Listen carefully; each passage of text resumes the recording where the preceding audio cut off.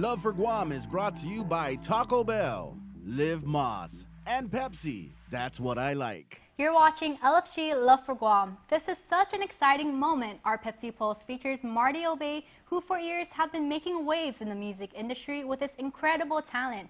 And now he's back to his roots to connect with his island heritage. Marty's music is a fusion of soulful R&B, electrifying hip-hop, and his lyrics often touch on themes of identity, culture, and love. It's evident that his Chamorro roots have deeply influenced his artistry. We caught up with him during his first ever trip to the island.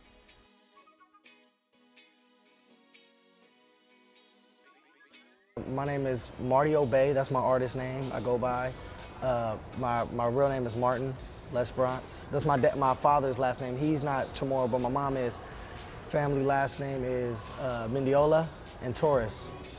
But you know, I learned yesterday, you know, when you're in the States and people ask, well, what's your family last name? You usually say your grandparents' last name. But when I was here, my aunt, she was like, oh, well, you're from the Hoga or the Coho or Hoga family from Sumai. Okay. And then the other one is Cotes. Okay. So that's how far back it is, and she was explaining it to me, and I was like, wow, I never knew that. That's how the family name is that. It took Marty Obey 31 years.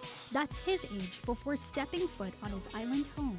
His journey to get to Guam was put on a hold after his music career quickly took off. I want to say around when I was 20 is when I started touring with Baby Bash. And from there it was nonstop. Every weekend, and oh, trust me, throughout all those years, I'm like, I really want to go to Guam. Yeah. But we had tours, we had a lot of stuff going on, and then you get caught up in life too. I had kids, you know, and then you're like, if I go, do I have to take all my kids? And you know, it's not cheap coming to Guam. Yeah, they don't play. My Nana, she just turned 80 years old, and she was coming back with my mom and my aunt, my sister, and so it was like the perfect time for me to go as my first time, you know what I mean, to make sure I experience it with them. So that's kind of what brought me back. I love it, man. I got straight off the plane. I walk out the terminal gate, out of baggage claim, yeah. And there's a Chamorro group doing the song and the dance, and it was for a certain lady. I was gonna say, that was pretty special. She came back from, like, I don't know how long she was gone or whatever, but it was like a moment to watch her, and she walked up and they were singing and dancing, and then she started dancing, and it was like Moana, you know, it was like a real movie, like watching like the island, like she's back. Yeah. And I just felt that, I felt like it was for me. But rewind a bit.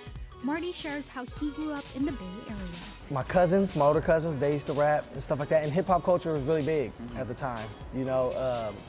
So just being around them, you know, and then my mom likes to sing. You know, my grandparents listen to a lot of, we used to listen to a lot of Malfunction, even on the mainland, you know what I mean?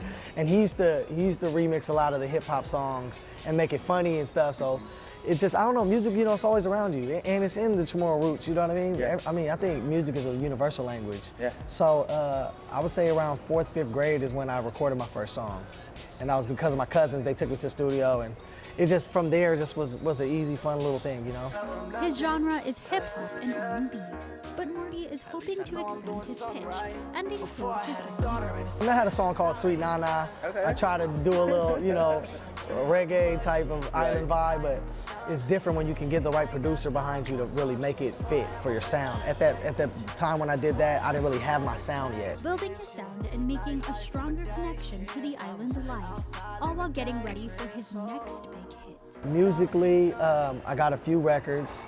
When I went to the radio station this morning, I played a song called Pay Me Close, another one called Strawberry Wildfire, and then I'm just excited to work with some of the artists I found from Guam, like Jonah and Jed, and I got to meet up with Crowns Guam. Shout out to Pudge. You know, also All Nation Division. They're another good brand actually out in California. They really put on for Guam, and Calibus. You know, so those are like the main clothing brands that have followed me through my career and always sent me stuff to kind of help put on, and I appreciate them for that. So I'm just excited to kind of, like you said, fuse the people from here with me. It's the same culture though, you know, but it's different outlooks, it's different, you know, perspectives on life, yeah. But the same vibe. and these boys can sing out here too. Potential collabs to definitely look out for. This is revamping my energy towards music because since COVID, I've been kind of in the chill mode, you know what I mean? And now it's like back on the ground, you know? So I'm excited. And his advice to other aspiring artists. You just got to start. You know, they always say just put one foot right in front of the other. That's true. And the world is different as far as the social media, the TikToks. I'm still trying to learn how to navigate through all of that. But that's how I found some of the local artists. So if you're out here and you're still doing music, take advantage of the new media and how to put stuff out because people are seeing it. It's popping up on reels and stuff like that, and it's getting you out there because I know for a fact I be seeing new stuff every day. And so I'm excited to try to get back into that too because like I said, this is making me hungry again, you know what I mean? Not even just talking about red rice and finna Denny and all that. I'm getting hungry for music and I'm excited. An amazing story of how he was able to come back home and see his Chamorro culture for himself. That's right, safe travels back home. And coming up next on LFG Love for Guam, we wrap up the show with music and magic. It's Love the Nightlife.